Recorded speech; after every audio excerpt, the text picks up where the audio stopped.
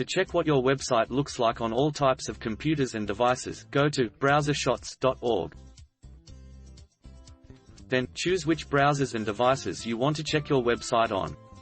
There are many options to be as specific or as general as you want.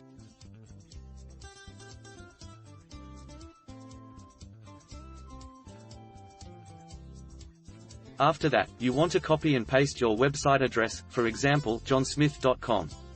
Then, click the Submit button.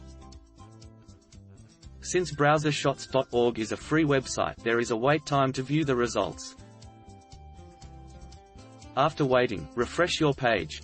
You will see screenshots of your website from all of the devices and internet browsers you chose.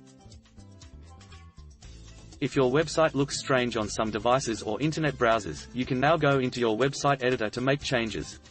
Or contact your website developer.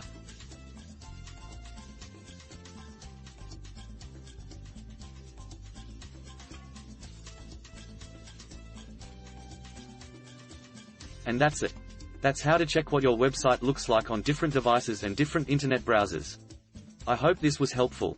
Have a great day.